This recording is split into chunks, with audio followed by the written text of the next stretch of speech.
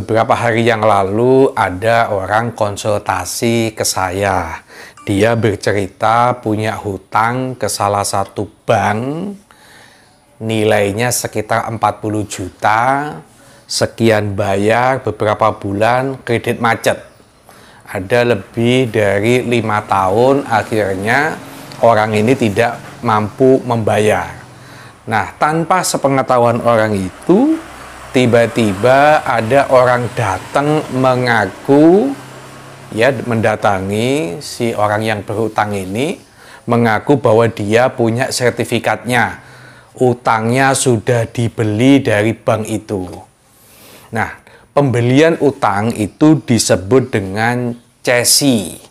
Jadi cesi itu pengertian sederhananya, si A berhutang kepada bank, tiba-tiba kredit macet, oleh bank dijual kepada si B hutangnya itu. Itu yang dinamakan dengan cesi. Ada kayak kasus cesi Bank Bali, Joko Chandra yang lagi menasional. Tapi kasus yang konsultasi ke saya ini adalah kasus kecil, di mana hutang pokoknya itu 40 juta.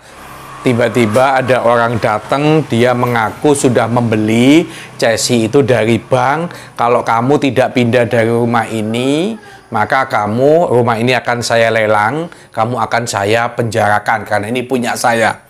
Atau kalau kamu mau ambil rumah ini, maka sediakan uang 280 juta. Logis tidak?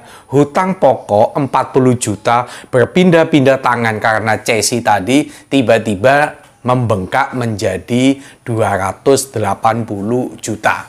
Saya katakan kepada orang ini, jangan mau. Ini adalah menurut saya mafia, di mana bank itu malas menagih, malas melakukan lelang kepada si berhutang si A ini, tiba-tiba dijual ke si B, B dijual ke C, segala macam.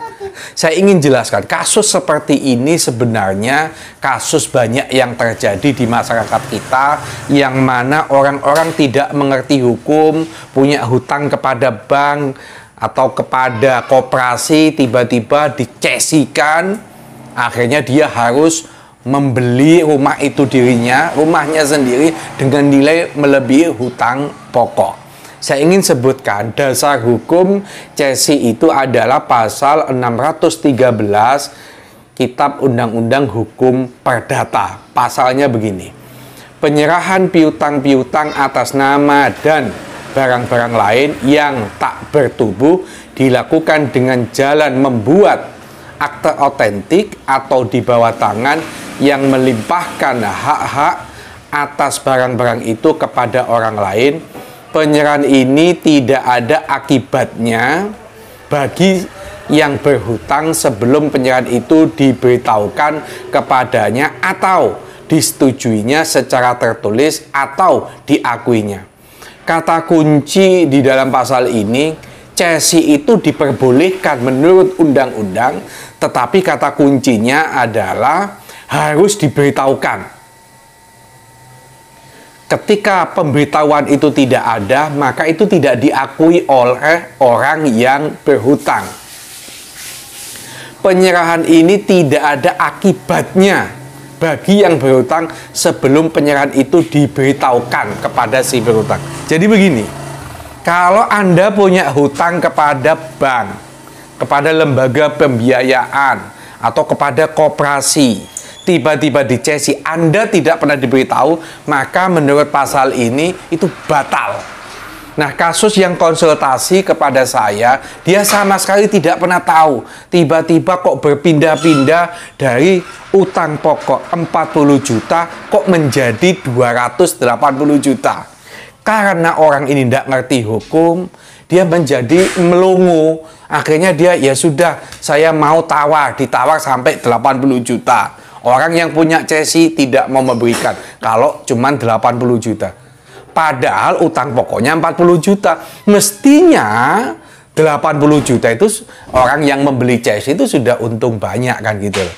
Prinsip cesi itu diperbolehkan menurut hukum, tetapi harus diberitahukan dulu. Harus ada persetujuan, minimal pemberitahuan. Sehingga orang yang berhutang itu bisa menyampaikan kepada bank. Loh, kok dijual?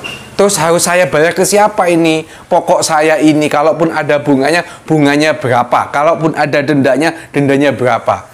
Tidak boleh orang membeli CSI tiba-tiba menaikkan hutang itu seenaknya sendiri. Dari 40 juta menjadi 280 juta. Sekali lagi, ini adalah mafia. Kalau Anda mengalami kasus CSI seperti ini, jangan mau. Bila perlu, banknya itu harus digugat yang menjual CSI. Kalau memang tidak ada pemberitahuan, kalau ada pemberitahuan misalnya ada tanda terima, ini sudah saya beritahukan. Anda tidak pernah merasa tanda tangan. Kok ada tanda tangan, laporkan. Ada pemalsuan tanda tangan di situ. Sekali lagi bahwa CSI itu dibenarkan secara undang-undang, tetapi harus diberitahukan dulu kepada si berhutang, harus ada persetujuan dulu kepada orang yang punya utang.